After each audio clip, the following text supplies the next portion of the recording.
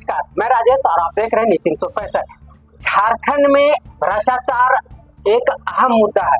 कोई भी राजनीतिक पार्टियां भ्रष्टाचार को लेकर के किसी भी तरह से अपने मैनिफेस्टो में स्थान नहीं दिया है। जिस राज्य की मुखिया भ्रष्टाचार में लिप्त होकर के जेल जाते हैं, वो भ्रष्टाचार मिटाने को लेकर के अपना बयानबाजी करते हैं। झारखंड इसके लिए कितना तैयार है? चुनाव 2024 का सर पर है। सभी अपनी अपनी पार्टियां अपने अपने जो मुद्दे हैं उसको लेकर के फील्ड में है। लेकिन झारखंड प्रदेश मुखिया संघ के अध्यक्ष सोमा और आज हमारे साथ है। हम चुनाव के विषय पर और 5 साल झारखंड सरकार की जो कार्यकाल है उस विषय को लेकर के हम इनसे जानकारी लेंगे कि आखिर 5 साल में हेमंत सरकार आदिवासी को लेकर के, गैर आदिवासी झारखंड सरकार के विकास के लिए उन्होंने क्या किया है।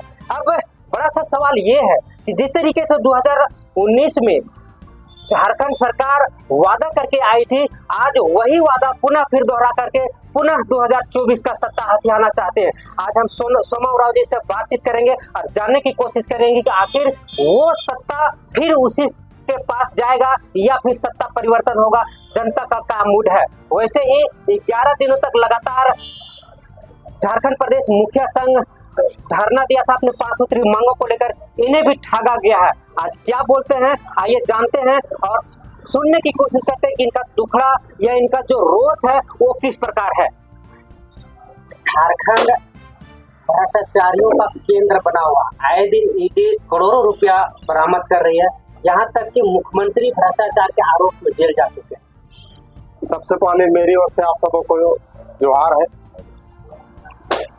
ईडी गठबंधन की जो सरकार 5 साल जिसकी समाप्ति की ओर है, ये जितना दिन भी अपना कार्यकाल में रहा पूरा भ्रष्टाचार में लिप्त। इस सरकार के कार्यकाल में कौन जेल नहीं गया?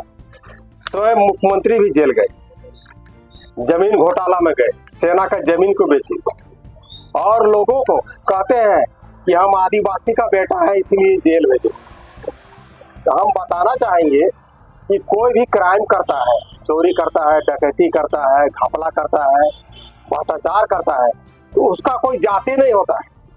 लेकिन पब्लिक को माननीय मुख्यमंत्री श्री हेमंत सोरेन जी अभी आप देखे होंगे कि कहीं कहीं पर सभा उभा अभी कर रहे हैं इलेक्शन के चलते, उसमें ये कहेंगे कि मैं आदिवासी का बेटा था इसीलिए हमको जेल भेज दी।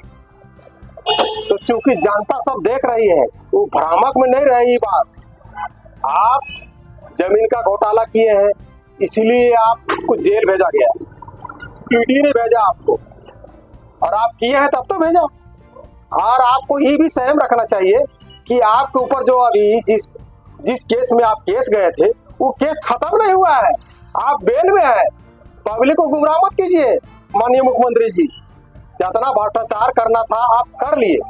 आपका देखिए मंत्री डॉक्टर इरफान अंसारी जेल गए, विधायक राजेश कच्छप जेल गए, विल्सन कोंगाड़ी जेल गए।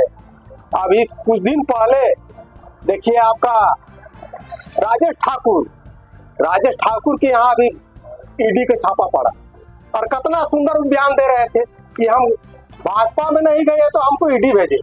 कितना सफाई देने में और कैसे वोट को मोबिलाइज करके इसे वोट हम टाले, उसका ये सबका अगर कोई तरीका सीखे ने तो ईडी गठबंधन वाला सरकार के माननीय विधायक और मंत्री से सीखे।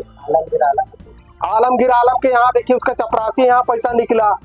उसके बाद कांग्रेस के अभी जैसे आज का दिन है धनतेरस का दिन, हम आपका चैनल का माध्यम से बताना चाहेंगे और थोड़ा सा भी अगर उस सब में झारखंड के प्रति, गरीबों के प्रति कुछ अगर दया दृष्टि है, जो पहाड़ माने एक तरह से कहिए खदान, पैसा का नोट का खदान जो माननीय धीरज साहू के यहाँ से निकला, वो पैसा अगर आज धनतेरस के उपलक्ष्य में 500 रुपया भी अगर एक गरीब को दे देता तो उसको भगवान के रूप में पूजता।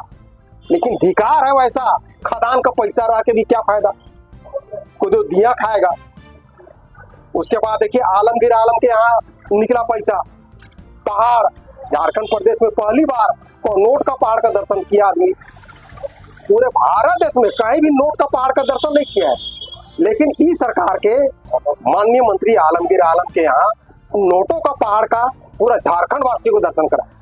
अभी हम आपको बताना चाहेंगे, आप लोग चौकी चौथा स्तंभ है, आप लोग कहीं कहीं जाइएगा तो माननीय मुख्यमंत्री श्री हेमंत सोरेन जी से पूछिएगा कि आप आदिवासी युवा हैं, संथाली है, झारखंड 5वीं अनुसूचित क्षेत्र है, आदिवासियों का राज है, आदिवासी मुख्यमंत्री हैं, तो आप आदिवासी समाज के लिए, हरिजन समाज के लिए, लोहरा समाज के लिए, दिव्यांगन जो लंगड़ा लूला है वो सब के लिए आप क्या किए? आप घोषणा किए थे कि सबसे पहले हम झारखंड प्रदेश में स्थानीय नीति बनाएंगे, आप नहीं बनाए। 1932 लाएंगे, आप नहीं लाए। नियोजन नीति बनाएंगे, आप नहीं लाए। तो आप 5 साल माननीय मुख्यमंत्री युवा बाबू आप किए तो क्या किए? अभी आप वोट को मोबिलाइज करने के लिए जब अब इलेक्शन आने वाला है तो 2 महीना पहले आप मैया योजना लाए। गांडे विधायक कल्पना सोरेन जी भी कहती है कि हम मैया को प्रति क्या सामान दे रहे हैं, लेकिन यहाँ कितना छल कपट है। अगर आप लोग को हम उदाहरण एगो दे रहे हैं कि अगर एगो पंचायत में अगर 500 आवेदन आया मैया योजना का, उसमें 2.5 मैया दीदी को देना है योजना का लाभ और 2.5 को नहीं, क्यों? कहेगा कि नहीं हमारा सरकार आएगा तो आप लोग को 1 लाख देंगे। और अभी 2,500 को जो घोषणा किए, आपको हम बताते चले कि 14 अक्टूबर को लास्ट कैबिनेट हुआ। अगर सही में मैया सबका सामान देना रहता तो कैबिनेट में पास कर देता तो मैया दीदी सबको कम से कम नंबर में 2,500 रुपया मिल जाता। तो यहाँ भी छल किया। आप स्वयं सरकार में है और कह रहे हैं कि दिसंबर में जब हमारा सरकार आएगा, दिसंबर में तब देंगे 2,500। अब दिसंबर तक आप रहिएगा कि नहीं रहिएगा? इतना भ्रष्टाचार किए हैं, चरम सीमा में है, जनता नहीं देख रहा है। दूसरी बात, माननीय मुख्यमंत्री आपके चैनल के माध्यम से हम कहना चाहेंगे, अभी माननीय पूरा झारखंड प्रदेश का 11 दिन का धरना चला। मुख्यमंत्री इतना 5 साल में बहुत जगह योजना और कार्यक्रम किए, एक बार भी उसका मुंह से माननीय मुखियागण का नाम नहीं आया। क्यों? आप लोग सबको पूछिएगा। तो जो राज्य सरकार, जो गांव का सरकार हम लोग कहते हैं ना, होना चाहिए। गांव को सरकार को पूरी तरह ही खत्म करने में लगा हुआ है। जितना भी मुखिया है, वार्ड सदस्य है, पंचायत समिति है, प्रमुख है, जिला परिषद है, ये सबको एकदम पंगु बना दिया है सरकार। सोचिए 5 साल खत्म होने जा रहा है, माननीय मुख्यमंत्री हेमंत सोरेन के मुंह से एक बार भी कोई भी कार्यक्रम में मुखिया का नाम नहीं निकला है। क्यों? ऐसा भेदभाव क्यों? तो क्या मुख्यमंत्री रहने लायक है? अच्छा, मुख्यमंत्री लगातार बोलते रहते हैं कि केंद्र सरकार हमारा 1,36 लाख रुपया बकाया, अगर वो दे देता तो झारखंड का विकास करने में बहुत सुविधा होता। देखिए, आपका चैनल के माध्यम से हम बता रहे हैं कि अभी थोड़ा दिन पहले हम एक न्यूज में देखे थे, सुप्रीम कोर्ट का आदेश आया था कि कोई भी राज्य है उसको टैक्स लेने का अधिकार है उसका, राज्य का। लेकिन हम तो ये कहना चाहेंगे कि चूंकि टैक्स जो है 1,36 लाख ही मांग रहे हैं और झारखंड सरकार को टैक्स का पैसा कब से नहीं मिल रहा है? 2005 से। और 2005 में केंद्र में किन का सरकार था? इंडिया गठबंधन का सरकार था। उस समय कोयला मंत्री माननीय शिबू सोरेन थे। उस समय से पैसा झारखंड सरकार को राज्य का टैक्स का पैसा नहीं मिल रहा है। तो बीजेपी वालों का भी कहना सही है कि हम लोग 1,36 लाख का जो आप टैक्स का पैसा बाकी बता रहे हैं, 2005 से बताइए हम लोग किस किस मद में और किस किस का टैक्स का पैसा हम लोग चुकाएंगे, उसका एक सूची दीजिए।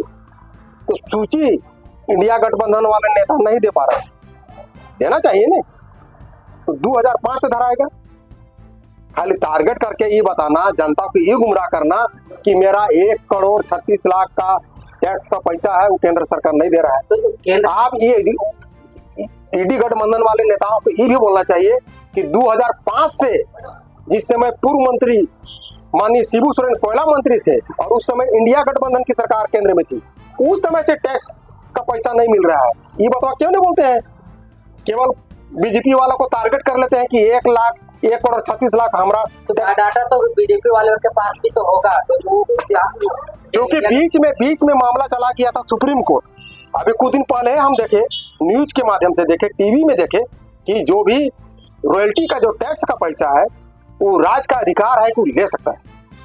चूंकि लेने में पब्लिक को देखिए, वोट लेने के लिए मुख्यमंत्री जी गुमराह कर रहे हैं। उसको ये भी बात बोलना चाहिए कि 2005 से झारखंड प्रदेश को टैक्स का पैसा नहीं मिल रहा है। तो टोटल का बात बोलना चाहिए ना, खाली टारगेट करते हैं बीजेपी वालों को। लेकिन हम लोग जैसा आदमी जनता ये सब तो जान रहा है बोले। अभी आप देखिएगा कहीं कहीं पर मैया सम्मान योजना का जो बता दिए कि 500 फार्म भरवाएगा उसमें 250 को देगा और 2500 को घोषणा भी किया। तो कब से देगा? दिसंबर में। सही में अगर मैया सबको देना रहता तो 14 अक्टूबर का लास्ट कैबिनेट बैठक था, उसमें पास कर देता तो नवंबर महीना में कम से कम दीदी बहन सबको 2500 रुपया एक महीना मिल जाता कम से कम। वहां भी छल कर रहा है। और एक प्रकार देखिए माननीय मुख्यमंत्री का भावी शरण के प्रति उसी का सहभागी विभागीय मंत्री डॉक्टर इरफान अंसारी किस प्रकार का अमर्यादित बयान कर रहे हैं, उस पर क्यों कुछ नहीं बोल रहे हैं? कल्पना शरण क्यों कुछ नहीं बोल रहे हैं? अधिकार है ऐसे मंत्री और पद कराना। हमारा जैसा आदमी तो हम चुल्लू पर पानी में डूब जाते। क्या मंत्री रह के करेंगे जी? हमारा परिवार के विषय में, एक महिला के विषय में इस प्रकार का अमर्यादित भाषा का प्रयोग करेगा और कुछ एक्शन नहीं लेगा? जनता सब देख रहा है। इस सब में क्या एक्शन आप लेते हैं सब देखेगा और इसका जवाब वोट से देगा। और ऐसे ऐसे भ्रष्टाचारी और ऐसे ऐसे अमर्यादित मंत्रियों को विधायकों को उखाड़ कर फेंकने का काम होगा। 2019 में जब हेमंत सरकार घूम घूम करके सभी अनुबंध पर जितने लोग कार्यरत हैं उन लोग से वादा कर रहे थे कि हमें वोट दीजिए, हम सत्ता में आएगा तो अनुबंध सब समाप्त कर देंगे। लेकिन तमाम जितने लोग थे आज धरना प्रदर्शन करके थक गए, कोई रिस्पॉन्स नहीं आया। क्या 2005 वाला इस वक्त प्रलोभन दे रहे हैं सरकार?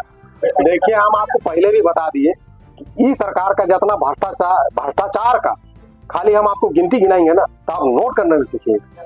सोचिए आप माननीय मंत्री आलमगीर आलम यहाँ नोटों का पहाड़ मिल गया। आज धनतेरस था, माननीय धीरज साहू अगर एक गरीब को 500 रुपया भी दे देता तो कितना आत्मा से उसको दुआ लगता। लेकिन उसका खानदान में पैसा सड़ जा रहा है, दिया खा रहा है, लेकिन कौन देवे?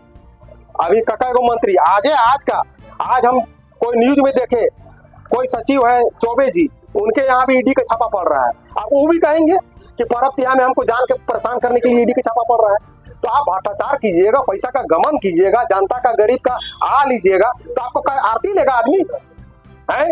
आरती लेगा तो चुन चुन के हिसाब देगा। मुखिया को ठका, लिखित आश्वासन देने के बाद मुखिया के हाथ से लड्डू खाया इसका विभाग का मंत्री सब। प्रोजेक्ट बिल्डिंग में हेमंत सोरेन खुद माला पिंधे, बुके लिए, नचवाए, जिंदाबाद करवाए और हम लोग को धोखा दिए। क्यों? ये सबका आ नहीं लगेगा?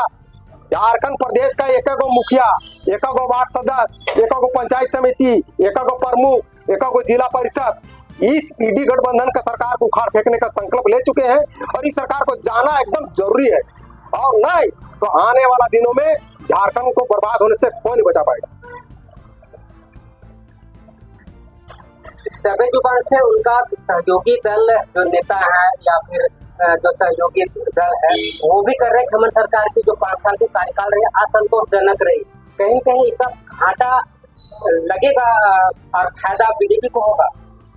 देखिए जिस प्रकार का भ्रष्टाचार का इसका पास ग्राउंड बना दिया, देखिए आपको हमको बोलने में शर्म लगता है। प्रशासन नाम का चीज, विधि व्यवस्था नाम का चीज कहीं पर है ही नहीं। कोई भी महिलाएं माता बहन अगर जा रहा है तुरंत 4 को मिलकर चाकू लगा के उसका चैन छीन ले रहा है। झारखंड प्रदेश में, पूरा भारत देश में 7400 बलात्कारियों की सूची में 1 नंबर में आ गया। सोचिए, और अधिकार है ऐसे सरकार में। अगर आप विकास का डेवलपमेंट में रहते, उस शिक्षा में रहते, टेक्नोलॉजी में रहते तो वह वही होता।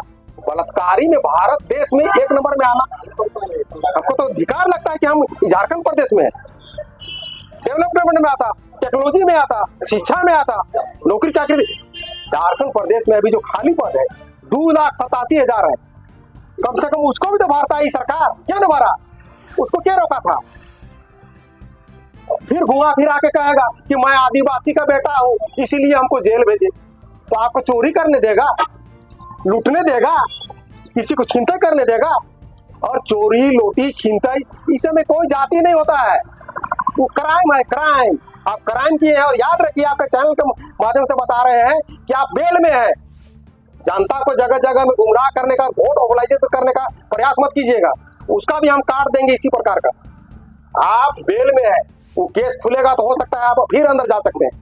हाँ, कल्पना शरण लगातार कर रहे कि शेर आए हैं, अब इनको झारखंड के आदिवासी समुदाय पर झुकने नहीं देंगे। देखिए आपको अब चैनल के माध्यम से हम बता दे रहे हैं, अगर झारखंड प्रदेश में जनजातियों का सबसे बड़ा कोई दुश्मन है तो माननीय मुख्यमंत्री हेमंत सोरेन।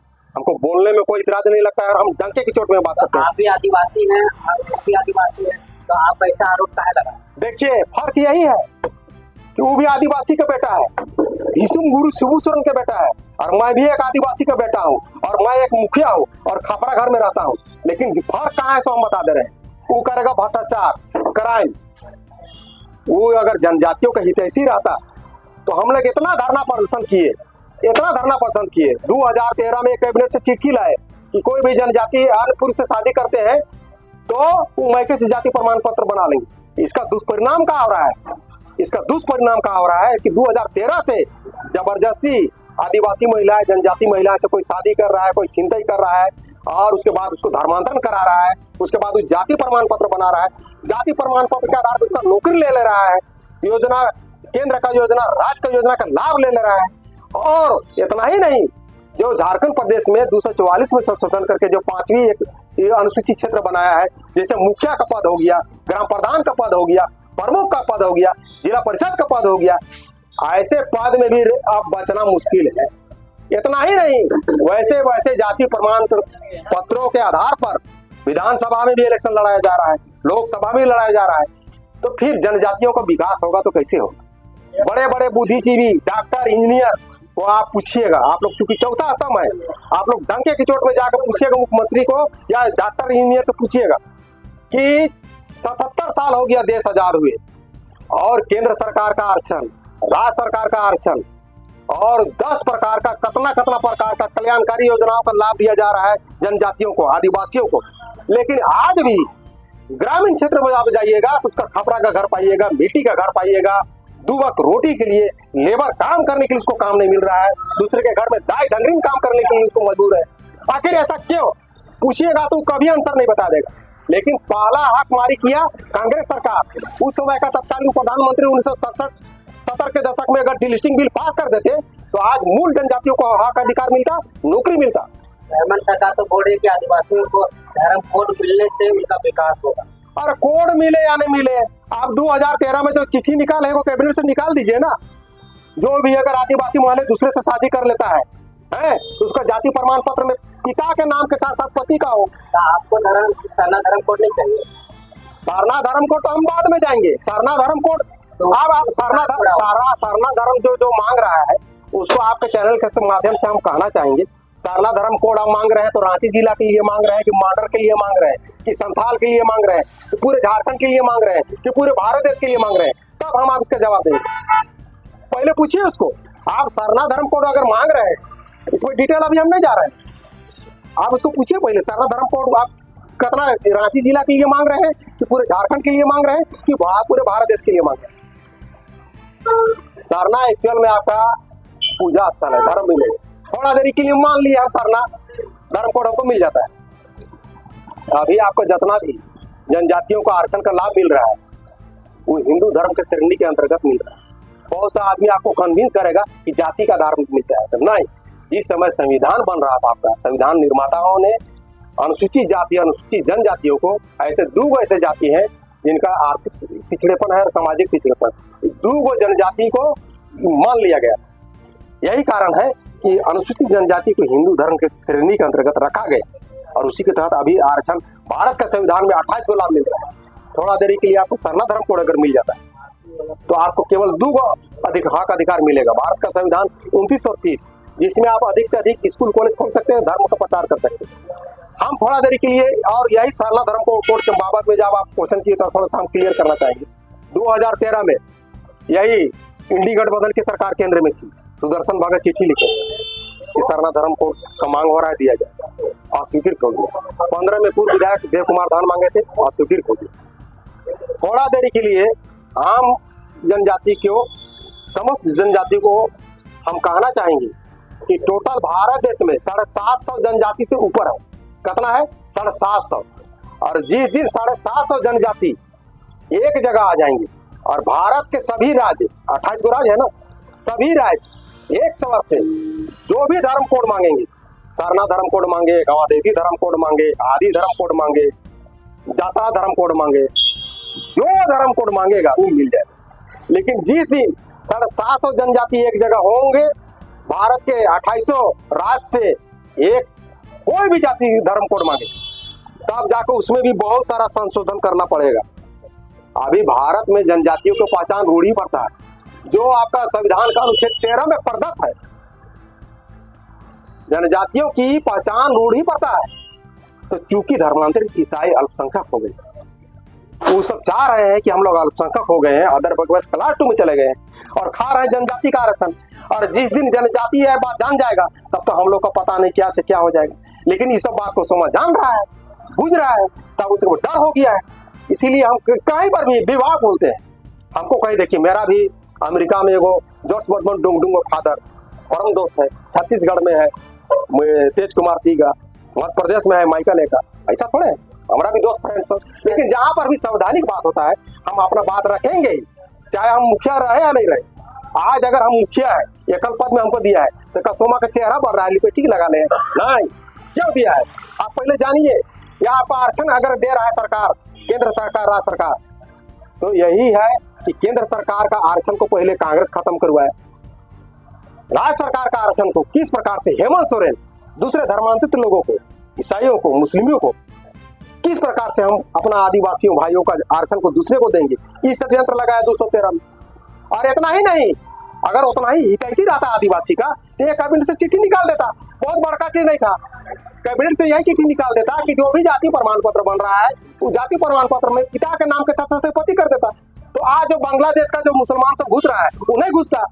आज आप संथाल में चले जाइए, पाकुड़ में चले जाइए, दुमका में चले जाइए, बरहेट में चले जाइए, अरे वहाँ आदिवासियों का जबरदस्ती अगवा करके उसके साथ पहले गलत कर रहा है, फिर उसको धर्मांतरण करवा रहा है, फिर जाति प्रमाण पत्र बनवा रहा है, फिर जाति प्रमाण पत्र के आधार पर उसको नौकरी ले रहा है, जमीन ले रहा है, फ्लैट ले रहा है, सरकार की योजना का लाभ ले रहा है, एकल पद मुखिया को छीन रहा है, प्रधान को छीन रहा है, जिला परिषद को छीन रहा है। इतना ही नहीं, विधानसभा में भी छीन रहा है, लोकसभा में भी छीन रहा है। तो जनजाति समाज जाए तो कहाँ जाए। और ये अपने आप को हाँकते हैं कि मैं आदिवासी का बेटा हूँ, डीसिम गुरु का बेटा हूँ, आदिवासी का सर नीचा नहीं होने दूंगा, आदिवासी को नीचा नहीं होने दूंगा, खाक नहीं होने दूंगा, बात करता है। अच्छा, झारखंड में भी चुनाव सर पर है, क्या कहेंगे झारखंड? देखिए, हम समस्त झारखंड वासियों को, ग्राम वासियों को, और विशेष करके युवा, अभी युवा सब देखिए, युवा सब को भी कितना खतरनाक ठका है। एगो तो नौकरी नहीं दे पाया, कितना मुश्किल से पढ़ाया लिखाया है बाल बच्चा को, सोना बेच के कोई बात पढ़ाया होगा, कोई जमीन बेच के, नौकरी नहीं दे दिया, उल्टी 25-25 लाख में नेट बंद करके उल्टी मैंने भ्रष्टाचार कहा है ना कि हम क्या हम बयान करें। हम तमाम ग्रामीणों से, जनता से हम अपील करना चाहेंगे कि आप एक टाइम खाना मत खाइए, 2 टाइम खाना मत खाइए, तो कहियो कभी भूखे भी रह जाइए, पानी प्यास से रह जाइए। और आने वाला दिनों में अगर आप अपना बेटा बेटी का नौकरी चाहते हैं, माँ बहन का इज्जत आबरू को बचाना चाहते हैं, राज्य में विधि व्यवस्था सुचारू करना चाहते हैं, गांव घर का विकास करना चाहते हैं, तो गलती से भी हेमंत सोरेन सरकार को मत आने दीजिए। और गलती से आ गया तो सबसे पहले तो जनजाति समुदाय नाश होगा, उसके बाद अदर नाश होगा। मेरा नाम सोमा उरांव है और हम झारखंड प्रदेश मुखिया संघ के अध्यक्ष हैं, साथ ही साथ जनजाति सुरक्षा मंच झारखंड प्रदेश के मीडिया प्रभारी हैं।